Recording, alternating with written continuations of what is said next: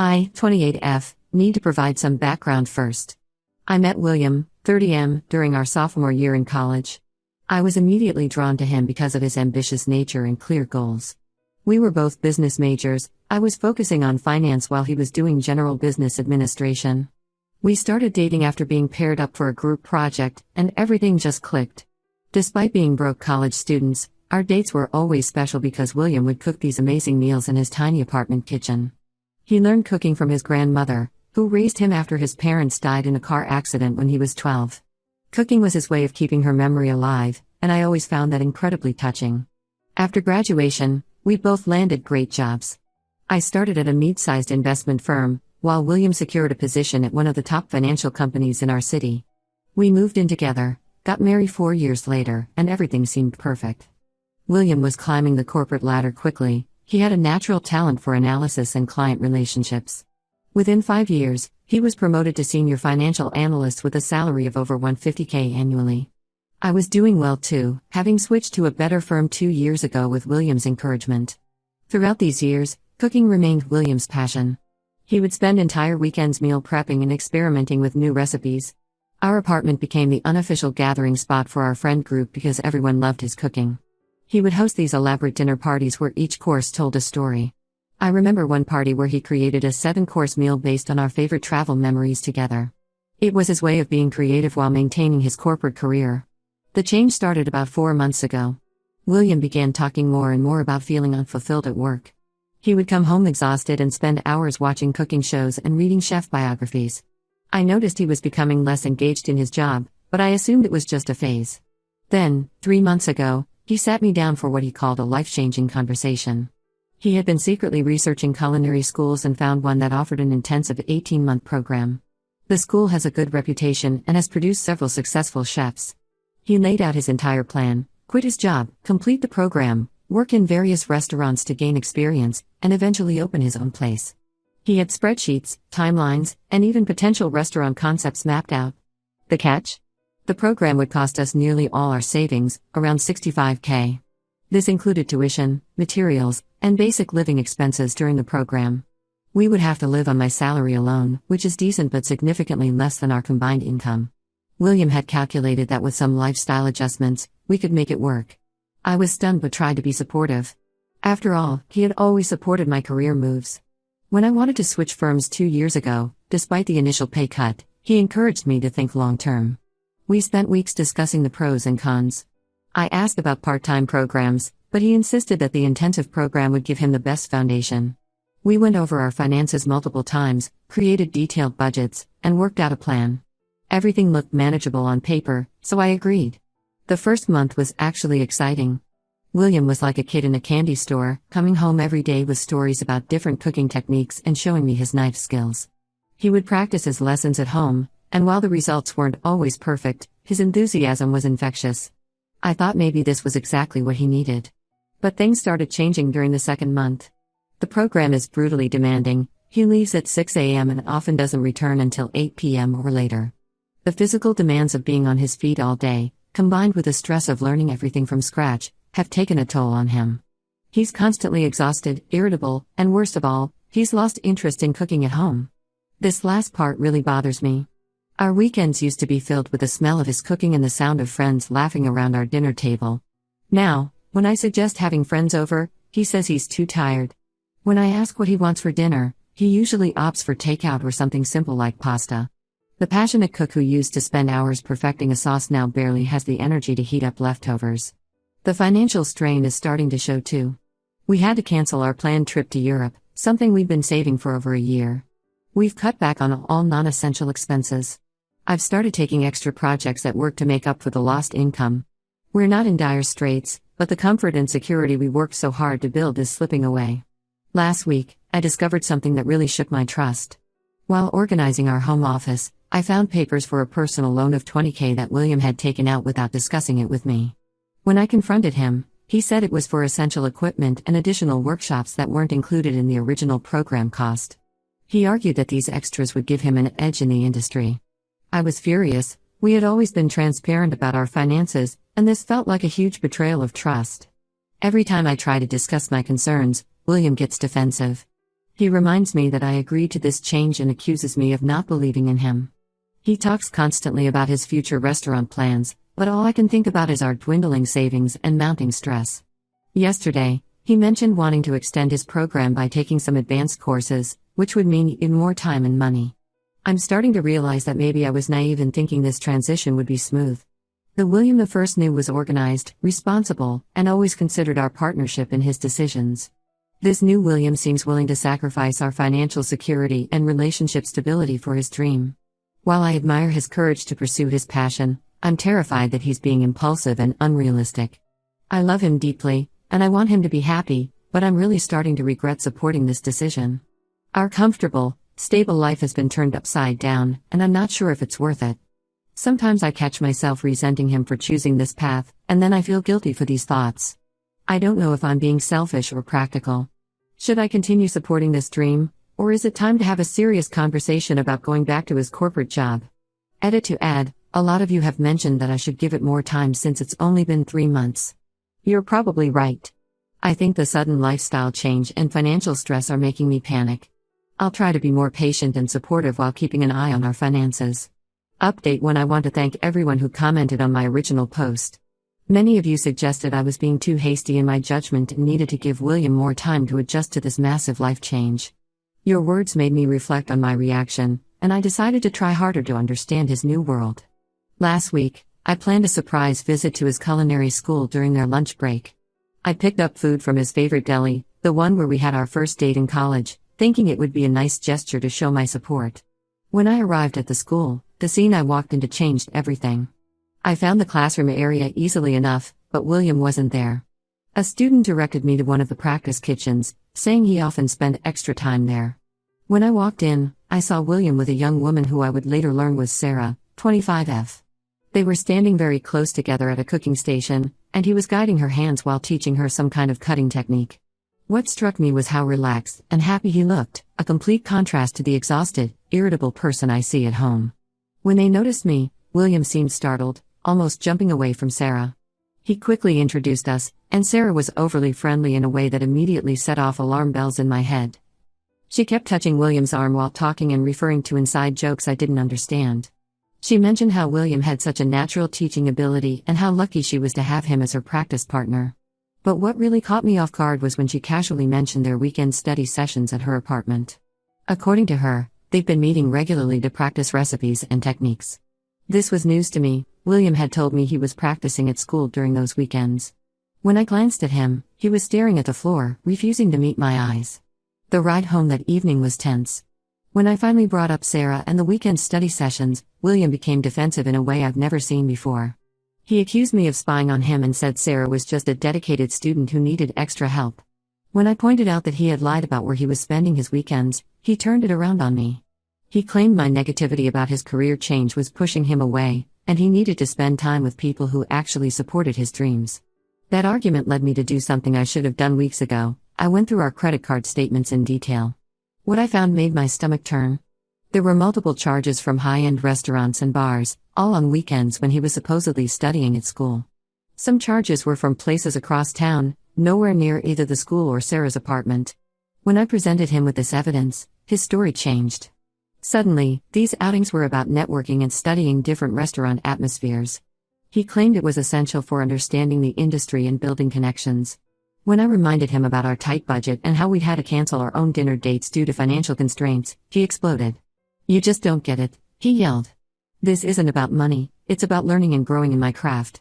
You're trying to control every aspect of my new life because you're jealous I'm finally doing something I love." He stormed out and spent the next 2 days at his brother's place. During those 2 days, his brother Mark called me. Mark and I have always had a good relationship. He was even my confidant during the early days when William was planning to propose. But this conversation was different. Mark accused me of being controlling and said I was suffocating William's creativity. According to him, William had been crying on the phone, saying he felt trapped and misunderstood. This didn't sound like the William the first knew at all. William came home after 2 days, acting like nothing had happened. He even brought me flowers and apologized for overreacting. But something still felt off. While doing laundry the next day, I found a small notebook in his chef's coat pocket. I know I shouldn't have looked, but after everything that had happened, I needed to know the truth. The notebook started innocently enough with recipes and cooking notes. But as I kept reading, I found personal entries that made my heart sink. There were passages about feeling trapped in our marriage and how Sarah awakened something in him. He wrote about how she sees him as an artist, not just a provider, and how she understands his soul in a way no one else ever has. There was even a list of pros and cons about various life decisions, including one labeled starting fresh. I put the notebook back exactly where I found it and haven't mentioned it. How can I? The William who wrote those words is a stranger to me. The man I married would never lie about where he was spending his time or money. He would never hide his feelings in a secret notebook instead of talking to me. He would never let someone else come between us. I've started quietly preparing for whatever might come next. I opened a separate bank account and transferred part of my salary there. I've been documenting everything, the lies, the hidden expenses, the times he's been unaccounted for. I've even taken photos of the credit card statements, though I feel horrible about being this suspicious of my own husband. I don't know what to do next. Part of me wants to confront him about everything, the notebook, the lies, Sarah. But another part is terrified of what that conversation might reveal. Is this really about following his dreams, or is he using this career change to escape our marriage? Would exposing what I know push him further away or finally get him to be honest with me? For now, I'm watching and waiting, feeling like a stranger in my own marriage. The worst part is that I still love him, and I catch myself hoping this is all just a phase brought on by stress and major life changes. But deep down, I'm starting to think our marriage might be another casualty of this dream. Update 2: the truth finally exploded in my face last week, and it was even worse than I imagined. It started with an email from an address I didn't recognize, with the subject line "Your husband and my girlfriend." The sender was Robert, Sarah's boyfriend of 3 years. Robert's email was detailed and devastating. He had discovered the affair after finding Sarah's phone unlocked while she was in the shower. What he found was months of messages between her and William, dating back to almost the beginning of the culinary program. He sent me screenshots of their conversations, saying I deserved to know the truth just like he did. Reading through those messages was like watching a train wreck in slow motion. It started innocently enough with discussions about recipes and techniques, but quickly evolved into personal conversations.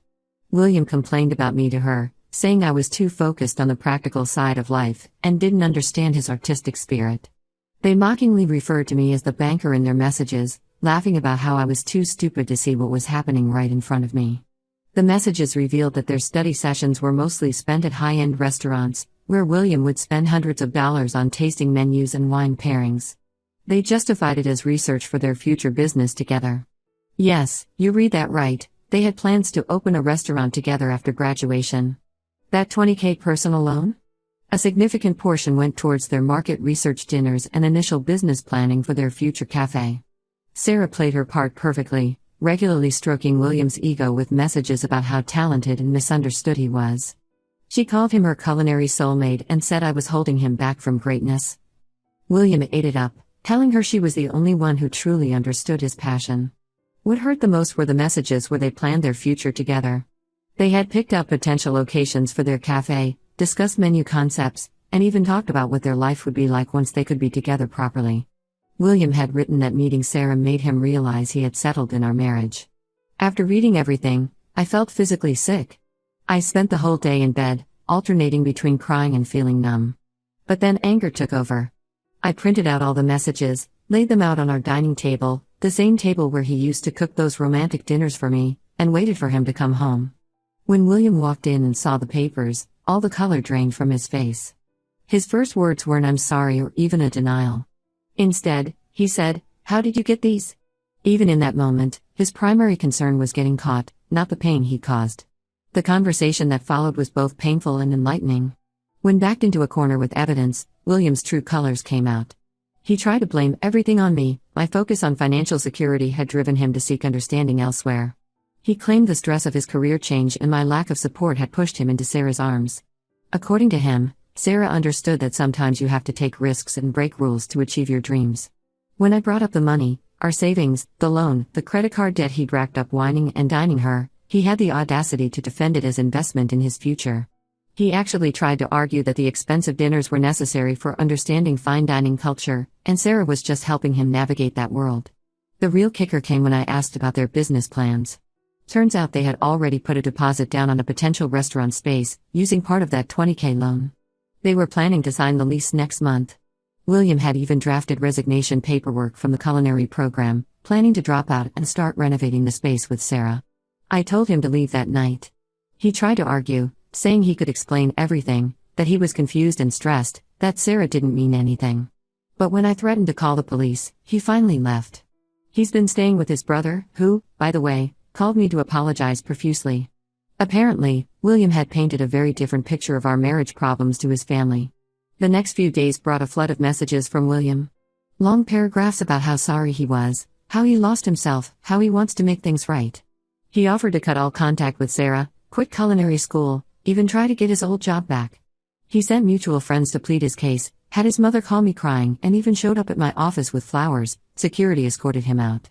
But I'm done. The trust is gone, and so is the respect.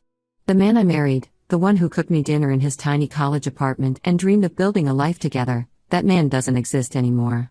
In his place is someone I don't recognize, someone who could lie to my face, steal our savings, and plan a future with another woman while sleeping in our bed. Update 3. I promised this would be my final update, and honestly, it feels right to close this chapter of my life. The past 3 months have been a roller coaster of legal meetings, emotional upheavals, and major life changes, but I'm finally starting to see light at the end of the tunnel. The divorce proceedings are well underway. After my last update, William's attempts to win me back became increasingly desperate. He showed up at my workplace so many times that I had to file a complaint with security. He sent handwritten letters about how Sarah meant nothing to him, how she was just a symptom of his quarter-life crisis, and how leaving his corporate job had made him temporarily insane. He even dropped out of culinary school and begged his old company to take him back. They declined, apparently. Word had gotten around about his dramatic exit and the whole chef dream fiasco. The karma train hit pretty hard. Sarah, the supposed soulmate who understood his artistic spirit, ended up leaving both William and Robert for another classmate at the culinary school. According to mutual friends, she has a history of this behavior. William was actually her third married man at the school. When William discovered he wasn't special, that he was just another notch in her belt, he had a complete meltdown. He drunk called me at 2 a.m., crying about how he destroyed his life for someone who saw him as just another conquest. The financial aftermath has been messy. Besides the $20,000 personal loan, I discovered he had opened 2 credit cards I didn't know about and maxed them both out, mostly on expensive restaurants and gifts for Sarah. The total damage is close to $45,000. Thankfully, my lawyer is a miracle worker. Since all the debt was in his name and we could prove he incurred it while carrying on the affair, I'm not liable for any of it.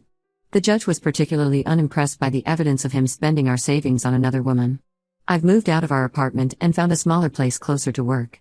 It's an adjustment, going from our spacious 2-bedroom to a 1-bedroom unit, but it feels like my space. No memories here, no ghosts of dinner parties past. I'm slowly rebuilding my savings and focusing on my career. I actually got promoted last month, which feels like the universe's way of saying I made the right choice. Some of our mutual friends think I should give William another chance. They point out that he's suffered enough. He lost his career, his dreams, his reputation, and his savings all at once. He's working as a line cook at Applebee's now, making barely above minimum wage. His brother told me he's living in their parents' basement and can barely make the minimum payments on his debt. They say he's learned his lesson. But I can't go back. The trust is completely shattered, and I'm not interested in being anyone's consolation prize or safety net. William didn't just cheat on me, he systematically lied to me, stole from our future, and mocked me to his affair partner. He was willing to throw away 10 years of marriage for a fantasy that lasted less than 3 months. That's not something therapy can fix. The irony of it all isn't lost on me. He left a 6-figure job to chase his culinary dreams, and now he's making burger platters at a chain restaurant. He wanted to be a respected chef with his own restaurant, and instead, he's living in his parents' basement at 30. Sometimes I wonder if he thinks his artistic spirit was worth the price. As for me, I'm doing better than I expected. The divorce should be finalized in a few months. My lawyer thinks we might even be able to get William to pay some of my legal fees given the circumstances. I've started taking cooking classes, partly to reclaim something he tainted, and partly because I refuse to live on takeout forever. My new place has a small but functional kitchen, and I'm slowly learning to enjoy cooking for myself. I've had a few friends try to set me up on dates, but I'm not ready. Right now, I'm focused on rebuilding my life and rediscovering who I am without William. Maybe someday I'll trust enough to love again, but for now, I'm content with my independence and peace of mind. Sometimes the best revenge is simply living well.